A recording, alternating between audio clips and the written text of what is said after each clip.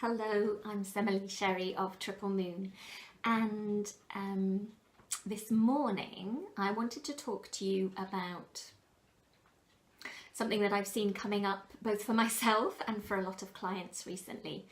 Now this year I've been doing some work in Circle, and one of the things we had to do was come up with things that we were saying yes to this year and things that we were saying no to, just as a sort of general theme for the year.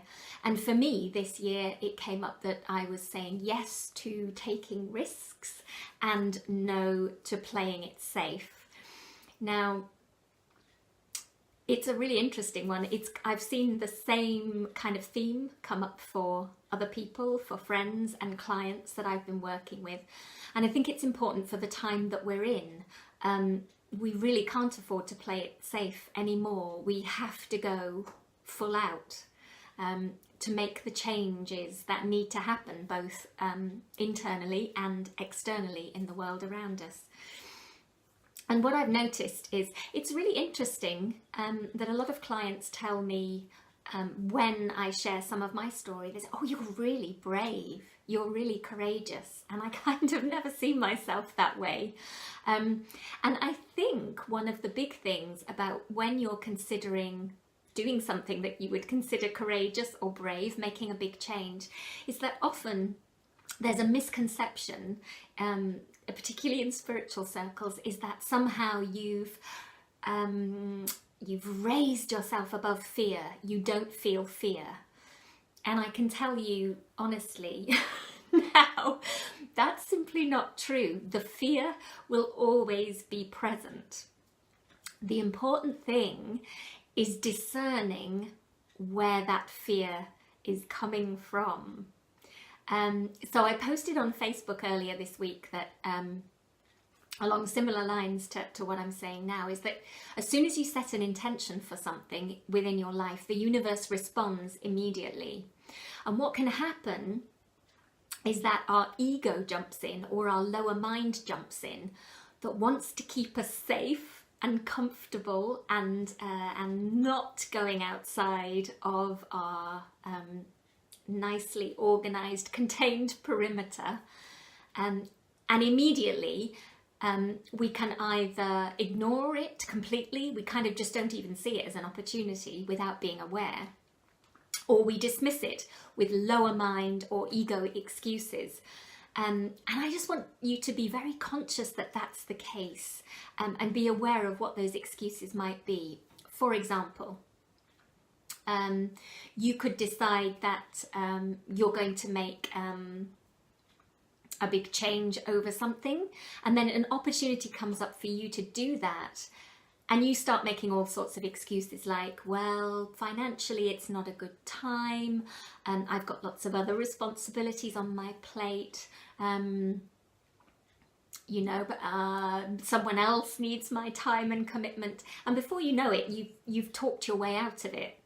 And then what can happen is months later down the line, you're looking back maybe at your intention, you go, oh, I know, I kind of really wanted that this year. Oh, it hasn't happened. Oh, maybe that's not right for me then.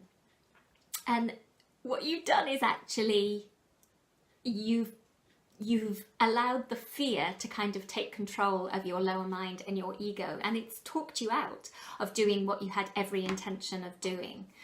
So I want to first of all just reiterate that misconception. Fear does not disappear. Fear does not disappear. I know very few people that are never afraid when it comes to taking a big step or a big risk that's going to take them further along their soul path, into their destiny, or, you know, out of a difficult situation. There will always be fear, but what you have to do is look at that fear and be really honest with yourself about it. Is this really going to be a threat to my safety, security?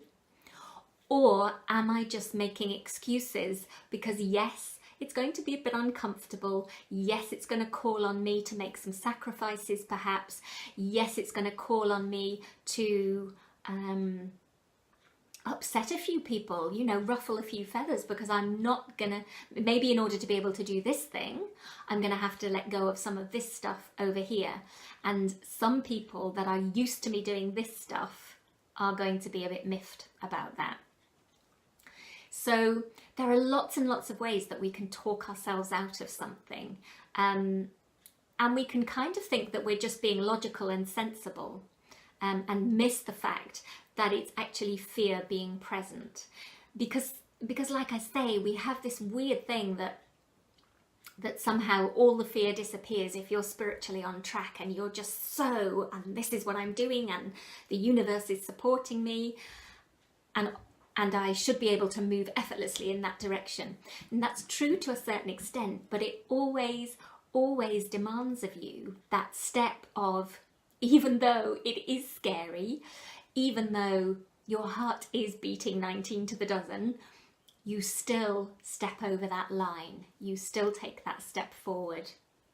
So I've already this year been very conscious of where, you know, an almost immediate no has come in. And then I've had to kind of backtrack and go, okay, why did I say no to that? And are the reasons that I'm telling myself I said no to that, are they valid? Or is that just my small self speaking? Am I kidding myself that that I've got valid reasons to not do that? Am I just, you know, staying small instead of allowing my big self to come out to play? So that's something just to be very aware of as you go through this year, because I really do feel like we are moving up a gear, maybe several gears, over the next remaining 11 months of this year.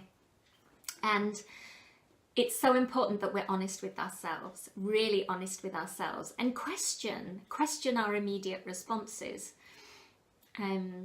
just to make sure that that is in line with our hearts and our intuition, and it isn't just our ego or our lower mind and small self trying to keep us small by playing it safe.